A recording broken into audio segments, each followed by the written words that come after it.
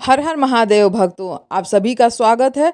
Video अगर पसंद आए तो लाइक और शेयर कर दीजिए और कमेंट में भगवान जी के नाम का एक कमेंट अवश्य करिएगा। भक्तों, पाप मोचनी एकादशी की तिथि और शुभ मुहूर्त जानते हैं। हिंदू पंचांग के अनुसार इस साल भक्तों चैत महीने के कृष्ण पक्ष की एकादशी की तिथि रहेगी। 4 अप्रैल को दिन बृहस्पतिवार शाम 4:16 पर शुरू होगा। वहीं पे भक्तों इस तिथि का समापन होगा अगले दिन 5 अप्रैल 2024 दिन शुक्रवार दोपहर 1:28 पर। जी हाँ भक्तों इस दिन का उपवास यानी कि उदया तिथि को ध्यान में रखते हुए इस दिन का व्रत उपवास हम लोग रखेंगे 5 अप्रैल को। जी हाँ भक्तों, पाप मोचनी एकादशी का व्रत 5 अप्रैल को रखा जाएगा, जो कि उदया तिथि है।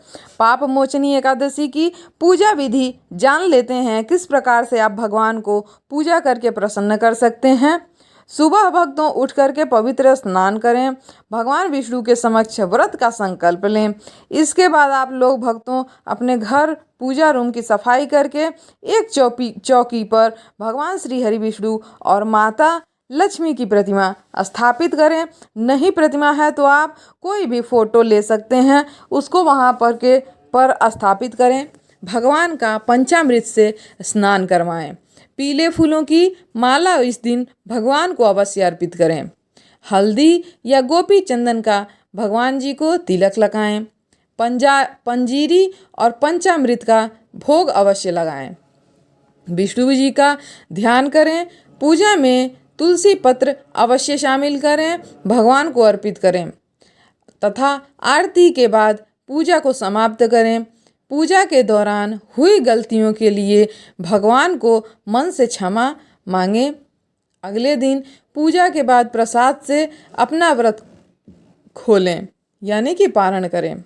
आइए जानते हैं भगवान विष्णु के पूजन मंत्र के बारे में। किस प्रकार हम भगवान विष्णु की पूजा करते वक्त कौन सा मंत्र बोल सकते हैं। इसके बाद आप लोग कथा सुनिएगा।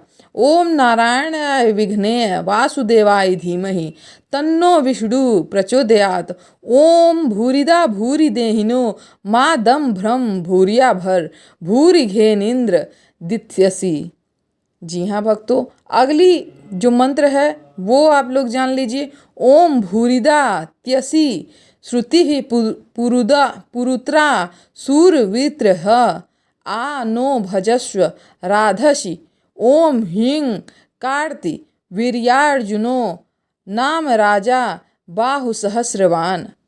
यस स्मरेण मात्रेण हृन्तम नष्टम च लभ्यते।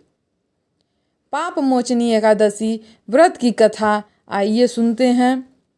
व्रत कथा के अनुसार चित्ररथ नामक वन में मेधावी ऋषि कठोर तप में लीन थे। उनके तप के पुण्यों के प्रभाव से देवराज इंद्र बहुत ही ज़्यादा चिंतित हो गए। उन्होंने ऋषि की तपस्या भंग करने हेतु मंजू घोषा नामक अप्सरा को पृथ्वी पर भेजा। तप में लीन मेधावी ऋषि ने जब अप्सरा को देखा तो उन पर मंत्रमुग्ध हो गए और अपनी तपस्या को छोड़कर मंजू घोषा के साथ वैवाहिक जीवन व्यतीत करने के लिए उत्साहित होकर उनसे विवाह कर लिया। कुछ वर्षों के पश्चात मंजू घोषा ने ऋषि के वापस स्वर्ग जाने की बात कही। तब ऋषि को बोध हुआ कि वे शिव भक्ति के मार्ग से हट गए और उन्हें स्वयं पे बहुत ही ज़्यादा ग्लानि और पछतावा होने लगा। इसका एकमात्र कारण था अप्सरा को मानकर मेधावी ऋषि ने मंजू घोषा को पिशाचिनी होने का शाप दे डाला। इस बात से मंजू घोषा नामक अप्सरा बहुत ही ज़्यादा दुखी हो गई और फिर उन्होंने ऋषि से शाप मुक्ति के लिए बहुत ही दीन भावना से प्रार्थना करने लगी। ऋषि का जब क्रोध शांत हुआ तब ऋषि ने मंजू घोषा को पाप मोचनी एकादशी का व्रत विधि पूर्वक करने के लिए बताया। चूँकि मेधावी ऋषि ने भी शिव भक्ति को बीच की राह में ही छोड़ करके पाप कर दिया था। शिव भक्ति से उन्होंने मुंह मोड़ लिया था।